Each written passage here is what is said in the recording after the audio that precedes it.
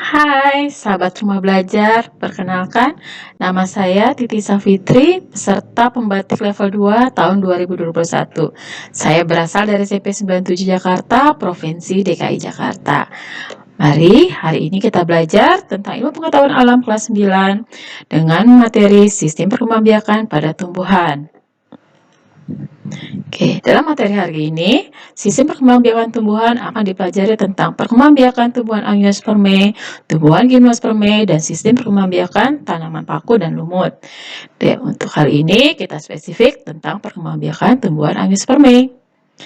Adapun tujuan pembelajaran kali ini, yaitu peserta didik dapat menjelaskan cara perkembangbiakan pada tumbuhan angiospermae secara generatif dan secara vegetatif. Kita lihat satu-satu dulu. Nah, untuk tanaman angiospermae, kita lihat memiliki ciri-ciri mempunyai bunga sebagai alat perkembangbiakan utama, bakal biji yang terlindung oleh daun buah, maka disebut juga sebagai biji tertutup. Di mana tumbuhan angiospermae ini biasanya berupa pohon besar, pohon perdu, tumbuhan rambat maupun panjat, serta tumbuhan tidak berkayu. Sehingga proses perkembangbiakannya bisa dilakukan secara generatif, secara vegetatif, baik secara alami maupun buatan. Nah, kita lihat satu lagi. Nah, dalam perkembangbiakan generatif itu dilakukan dengan menggunakan sel kelamin yang terdapat pada bagian bunga melalui proses pembuahan atau disebut juga fertilisasi. Nah, kita lihat dulu bagian-bagian bunga tersebut. Ada bagian reproduksi betina yang kita sebut dengan istilah putik yang terdiri dari kepala putik, tangkai putik, bakal buah, dan bakal biji. Kemudian ada bagian kelopak bunga dan tangkai bunga. Sedangkan bagian organ dari jantan, dia memiliki tangkai serbuk sari dan kepala serbuk sari. Dan kemudian dilengkapi dengan adanya mahkota bunga. Oke, bagaimana proses fertilisasi atau pembuahannya pada tanaman generatif ini? Pada tanaman angiospermae, kita kenal juga disebut dengan pembuahan ganda. Karena dia nanti akan menghasilkan zigot dan juga endosperm atau disebut juga cadangan makanan. Di sini pembuahan untuk pertama kalinya diawali dengan proses yang disebut penyerbukan, yaitu jatuhnya serbuk sari di kepala sari ini di atas kepala putik. Nah, nantinya serbuk sari ini akan bercambah membentuk tabung serbuk sari sebagai jalan menuju kantung embrio. Nah, di sini tempat terjadinya pembuahan, di mana pada inti sel dalam serbuk sari akan membelah membentuk inti vegetatif, membentuk inti generatif 1 dan inti generatif 2. Di mana peranan inti vegetatif yaitu sebagai penunjuk jalan nih buat generatif tadi. Di mana setelah sampai di kantong embrio, inti generatif 1 akan ovum sehingga terbentuk zigot. Dan 2 akan membuahi inti kandung lembaga sekunder membentuk endosperm atau cadangan makanan.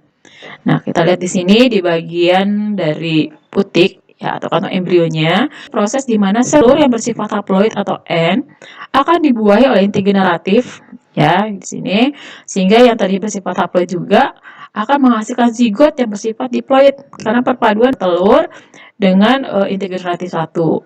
Kemudian pada inti kandung lembaga sekunder ini akan dibuahi oleh inti generatif 2 sehingga terbentuk endosperm atau cadangan makanan. Ya, di sini endosperm bersifat triploid atau 3N karena merupakan penyatuan dua inti kandung lembaga sekunder dan inti generatif 2 yang masing-masing bersifat haploid. Nah, itu yang terjadi secara perkembangbiakan generatif. Selanjutnya kita akan lihat bagaimana perkembangbiakan dengan vegetatif. Untuk perkembangbiakan vegetatif itu tanpa melalui proses pembuahan atau proses fertilisasi karena dilakukannya dengan menggunakan bagian tubuh untuk menghasilkan tumbuhan baru. Di sini ada kita bagi menjadi dua, ada vegetatif alami dan vegetatif buatan. Untuk vegetatif alami ada 6, yaitu rizoma, yaitu proses perkembangbiakan menggunakan tunas batang yang terdapat di dalam tanah. Bisa kalian lihat contohnya adalah jahe dan kunyit. Sedangkan untuk solon atau disebut juga geragi, ini adalah perkembangbiakan menggunakan tunas batang yang menjalar di permukaan tanah. Contohnya pada rumput dan tanaman stroberi.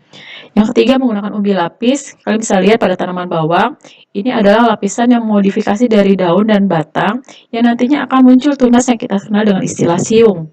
Ini menjadi calon individu baru.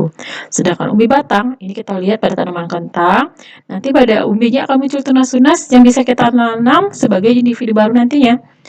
Yang kelima yaitu menggunakan tunas. Ini bisa kalian amati, kalian lihat pada tanaman bambu atau tanaman pisang, dia akan muncul tunas di bagian samping kiri kanan dari indukannya.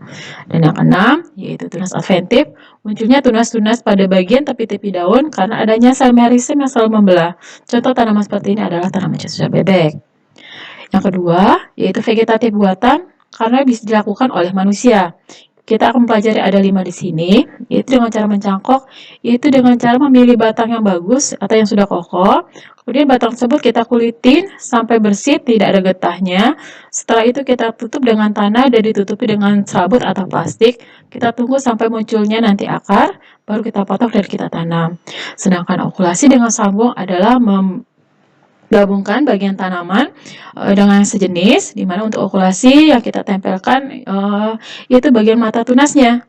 Ini bisa kalian lihat nanti pada mata tunas tersebut akan muncul tunas-tunas batangnya. Contoh tanaman ini mungkin pernah kalian amati pada tanaman mawar, dalam satu tanaman bisa menghasilkan berbagai macam bunga. Nah, sedangkan dengan cara disambung, itu bisa kalian lihat itu dengan menggabungkan bagian batangnya, yang diharapkan bagian batang bawah memiliki akar yang kuat. Sedangkan di bagian atasnya ini kita ambil dari batang-batang muda yang nantinya akan diharapkan menghasilkan tanaman-tanaman yang baru yang menghasilkan produksi yang besar juga. Nah, kemudian yang keempat yaitu stek batang, yaitu dengan cara memotong atau memisahkan bagian batang, kemudian langsung kita tanam. Ini contohnya bisa kalian lihat pada saat menanam singkong. Dan kemudian yang terakhir yaitu merunduk, itu dengan cara melengkungkan bagian batang yang panjang dan lentur, kemudian kita tutup dengan tanah, diharapkan nanti akan muncul tunas-tunas akar yang nantinya bisa kita pisahkan menjadi individu baru. Oke, demikian pembelajaran kali ini. Sampai jumpa di video pembelajaran selanjutnya. Mari berbagi dan berkolaborasi bersama portal Rumah Belajar.